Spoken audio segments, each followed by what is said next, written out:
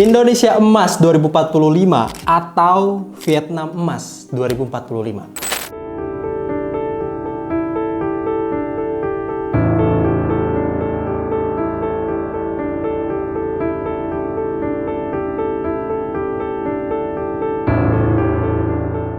Indonesia Emas 2045 ini emang selalu jadi topik yang enak banget buat kita obrolin bareng-bareng. Walaupun negara kita ini unik-unik terus gitu kebijakannya, dan belum ada hilal untuk memajukan sesuatu apapun. Tapi kalau kita bandingin sama Vietnam, pertumbuhan ekonomi mereka itu jauh lebih tinggi dibandingkan negara kita. Begitu juga dengan industri alas kaki mereka yang harus kita akuin, produksi dan nilai ekspornya ini lebih tinggi. Makanya kita bakalan bahas, apa sih yang membedakan Indonesia dengan Vietnam? Dan kenapa industri alas kaki mereka bisa lebih maju? Welcome to Detective Shoe.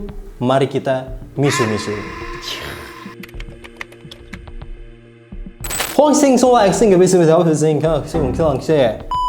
Part of the world is nothing short of miraculous.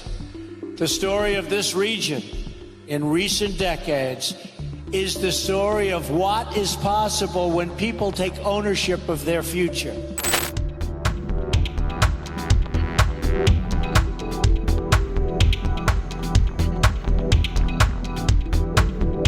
They're made in Vietnam. Tahun 1980-an, negara Vietnam ini bisa dibilang jadi negara yang miskin karena PDB per kapitanya itu cuma 200 sampai 300 dolar per tahun. Ideologi pemerintahan sama konflik sosial politik di masa lalu ini bikin Vietnam termasuk jadi negara paling miskin di dunia pada saat itu. Berbanding terbalik lah sama Indonesia di tahun 1980-an yang bisa dibilang lagi prime-prime-nya. Harga barang pada murah, industrinya juga maju, kemiskinan juga nggak gede-gede banget. Cuman minusnya ya kadang banyak orang hilang aja gitu. Piye kabare? Masih enak zamanku toh? Toh. Agak ngeri-ngeri sedap sih Bapak Soeharto. Tapi di sisi lain, perusahaan-perusahaan kapitalis dari negara barat ini membutuhkan banyak sumber tenaga kerja dan sumber daya yang murah. Makanya negara-negara berkembang ini jadi tujuan utama mereka. Awalnya, beberapa negara kayak Cina, Indonesia, Taiwan itu jadi negara tujuan buat manufaktur brand-brand besar. Tapi seiring meningkatnya kualitas tenaga kerja, otomatis tuntutan kenaikan upah juga nggak bisa dihindari. Dan itu yang kejadian di negara-negara yang gua sebutin tadi. Makanya banyak brand-brand besar ini mulai mencari negara lain yang capable buat bikin produksi banyak dengan harga semurah-murahnya. Did you know Vietnam is now the powerhouse behind half of Nike's footwear worldwide? As of 2024, a staggering 50% of Nike shoes globally come from Vietnamese factories.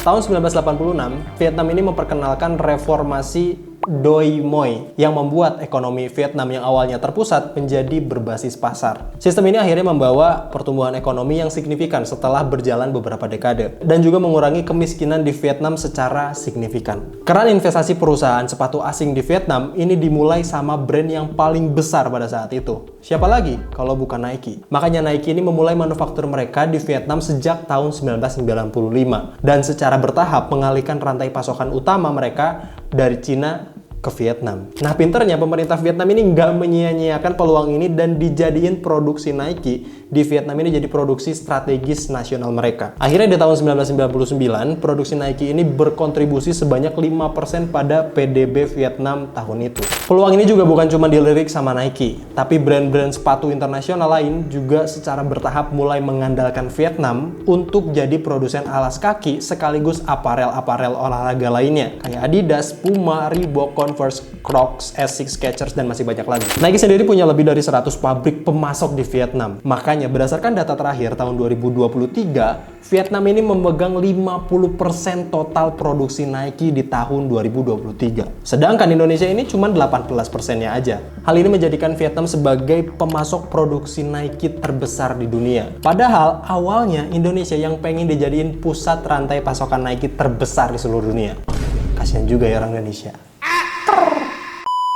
Kayak yang udah gue sebutin sebelumnya, Vietnam ini ternyata punya banyak pabrik lokal yang jadi pemasok sepatu buat brand-brand internasional. Sebut aja kayak Sahara International Corporation, Golden Star Company Limited, Mei Nguyen Fashion Joint Stock Company, Saigon Shoes, dan masih banyak lagi lah. Alasan mereka dipilih pun ya bisa dibilang simple karena harganya yang murah dan kualitasnya yang tergolong bagus. Makanya ekspor produk sepatu jadi salah satu komoditas utama di Vietnam. Berdasarkan data dari Bae Kucai Vietnam, Bae Kucai loh, di Vietnam punya data. Tingkat pertumbuhan omset alas kaki Vietnam ini meningkat 2,81% per tahun. Dan data tahun 2023 menunjukkan nilai ekspor 20,37 miliar US dollar. Gede loh itu bro. Buat ngegaji orang-orang Indonesia kayaknya seluruh Indonesia dapet deh.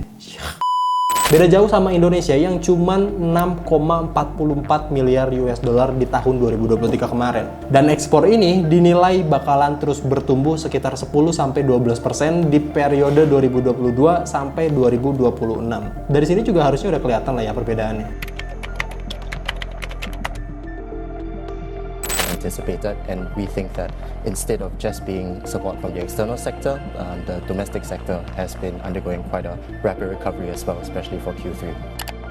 Vietnam's government says the country's economy grew a little over 7% last year. That's higher than the target of 6 to 6.5%.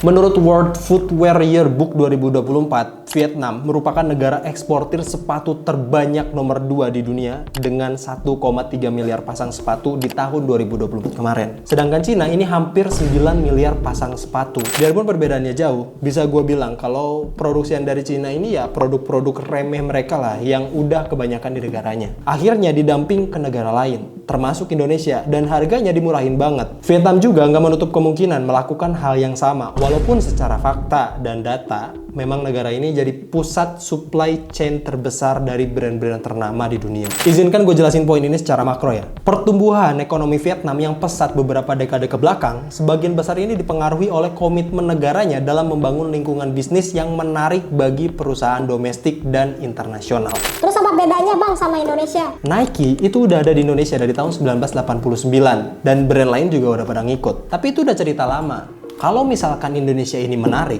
yang kemarin-kemarin kayak Tesla, Nvidia, sama iPhone itu nggak perlu pakai banyak gimmick, bisa langsung masuk ke Indonesia. Makanya hal inilah yang membedakan Indonesia sama Vietnam ini beda banget. Faktor pertama yang bikin negara Vietnam ini jadi pilihan para investor asing adalah pemotongan birokrasi yang bikin segala urusan bisnis di sana ini jadi lebih mudah. Bayangin aja bro, foreign direct investment di Vietnam aja menyumbang 71,6% dari omset ekspor negara tersebut. Emang apa aja yang dipermudah bang? Biaya tarif di Vietnam ini selalu dirubah dan disesuaikan setiap harinya. Mulai dari keringanan pajak untuk sektor tertentu, pengurangan pajak perusahaan, dan penyediaan sejumlah paket dukungan untuk bisnis asing dan lokal. Vietnam akhirnya jadi negara strategis yang pro bisnis karena stabilitas suku bunga jangka panjang dan permodalan untuk sektor swasta yang jadi penggerak ekonomi utama. Dan bisa dilihat sendirilah betapa stabilnya pertumbuhan FDI di Vietnam yang jadi bukti kalau banyak perusahaan percaya banget sama negara ini. Biaya tenaga kerja yang masih rendah, SDM yang dinilai terampil,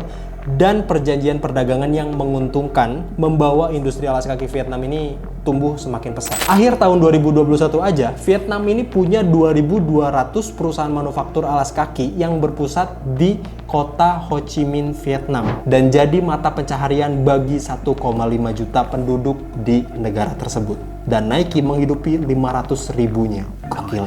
Industri alas kaki akhirnya jadi salah satu aspek yang mengangkat kesejahteraan masyarakat Vietnam. Dan mulai banyak urbanisasi yang terjadi sehingga produktivitas industri terus terjaga. Aspek terakhir adalah pengaruh geopolitik, terutama perang dagang antara Cina dan Amerika yang bikin Vietnam ini jadi salah satu opsi untuk jadi penengah hal tersebut. Kenapa Indonesia nggak masuk ya? Blok. Vietnam akhirnya jadi salah satu opsi dari strategi China Plus One, di mana banyak perusahaan swasta harus mengurangi ketergantungan mereka dari Cina dan memindahkan basis produksi mereka ke negara lain. Beberapa negara lain juga termasuk kayak Thailand, India, Vietnam, atau Bangladesh. Makanya banyak basis brand-brand besar kayak Nike, Skechers, New Balance, Saucony, dan lain-lain ini kebanyakan dibuat di Vietnam. Apa yang terjadi di Vietnam ini bisa dibilang sebagai keajaiban ekonomi. Soalnya bukan cuma di alas kaki, tapi juga di sektor industri lainnya. Pemerintahnya dengan sigap ngutamain strategi ekonomi yang menguntungkan banyak pihak. Dan Vietnam udah tinggal menuai hasilnya. Kita harusnya cemas nggak sih? Cemas kau deh! Indonesia 45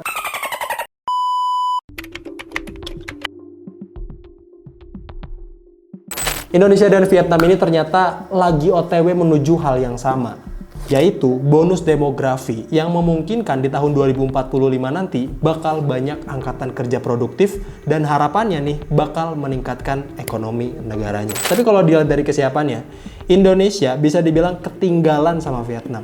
Karena walaupun SDM kita melimpah, tenaga kerja banyak, kondisi geografi strategis, industrialisasi kita masih prematur karena banyak ketinggalan momentum. Iklim politik yang dinilai nggak stabil dan birokrasi yang sangat rumit. Begitupun industri sepatu nasional kita. Walaupun masih banyak brand besar yang produksi di negara kita, tetap akses kita terbatas di pengembangan SDM sampai teknologi yang bikin industri lokal lambat buat berkembang. Selain itu, Vietnam juga menawarkan insentif yang menarik untuk para investor dan perusahaan asing, yaitu kayak letak geografis yang strategis, pertumbuhan ekonomi, pemerintahan yang stabil, tenaga kerja yang terus berkembang, dan terikat dengan banyak perjanjian perdagangan bebas di banyak wilayah. Iklim investasi tersebut yang agaknya kurang dimiliki sama Indonesia. Semoga konten ini bisa jadi peringatan dan masukan buat pemerintah kita buat ningkatin FDI dan trust banyak perusahaan untuk bisnis di Indonesia. Tapi pertanyaannya, apakah Indonesia emas bakalan jadi nyata atau angan-angan belaka? Kita turut berduka cita untuk Indonesia. Kembalikan gas, tolong!